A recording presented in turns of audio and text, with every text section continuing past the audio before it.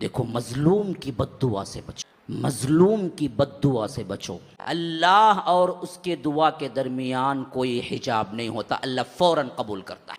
अल्लाह फौरन कबूल करता है मजलूम की बद्दुआ। ये नहीं देखता कि उन्हें काफिर है। जिन बीवियों को पीसते हैं शौहर, जिन ससुराली घरानों के अंदर बहुओं को तजलील किया जाता है, याद रखो वो मजलूम है। अगर उनकी निकली हुई अगर तुम्हें दुनिया में नहीं मिली तो वो आए सब मिलके अजाब की शक्ल में तुम्हें आखिरत में मिलेंगी। अल्लाह के पास देर है, अंधेर नहीं है। देर हो सकता है। जिन जिन घरों में बहुओं को लाकर जेठ और ननन के कपड़े धुलाए जाते हैं, जिन जिन घरों में क्या है काम वाली से बदतर सुलूक करके भी क्या है उन्हें खाना तक बराबर नहीं दिया जाता है, जिन जिन घरों के अंदर आपको तमाम काम तकसीम होते हैं सिर्फ बहू के लिए, खुद अपनी बेटी ननन के लिए नहीं होता है, अल्लाह की कसम याद रखो उनके जुबान से नहीं, उनके दिल से निकलने वाली आह को भी अल्लाह बगैर किसी रद्दो के कद के कबूल करेगा।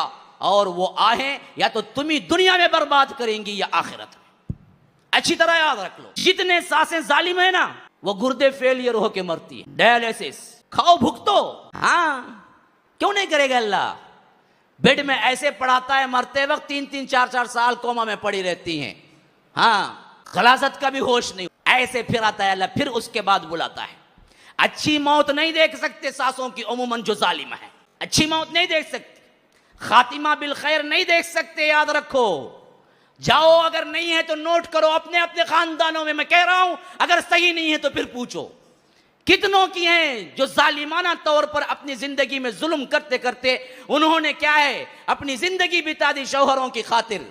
आखिरी में वही सास कैंसर, वही सास गुर्दे फेलियर, वही सास बीमारों का मजमुआ, रगड़ रगड़ के मरती है, रगड़ रगड़ के कुत्ते की जो मौत होती है। वैसे अल्लाह यही दिखाता है, जुल्म करते हो ना भुगत के जाओ, यहीं भुगत के जाओ। सिर्फ यहां से खत्म नहीं, वहां भी लूंगा पूरा पूरा बदला फिर बाद में भी। हाँ, हमने मामूली समझ रखा है मुआशरे को, अल्लाह देखने वाला नहीं है। अल्लाह तबारक व तआला जुल्म पे कैसे राजी हो सकता है? हमने खानदानों की बागदौड़ ही जुल्म पे रखी हुई है। खुद की बेटी होती उसको एक काम नहीं, घर में नई नवेली दुल्हन आती उसका पूरा किचन संभालना, ये कौन सा इंसाफ है? वो आई बीवी, तुम्हारे बेटे की बीवी बन के आई, तुम्हारे खानदान की नौकरानी बन के आई। किस शरीयत ने उन पर पूरे खानदान की जिम्मेदारी डाली? कौन है? लाओ एक हदीस पेश करो। खानदान की जिम्मेदारी किसने डाली? शौहर की इताअत की जिम्मेदारी डाली। हाँ, अखलाकी तौर पर सास ससुरे का कुछ ख्याल रख लेती है तो अच्छा है,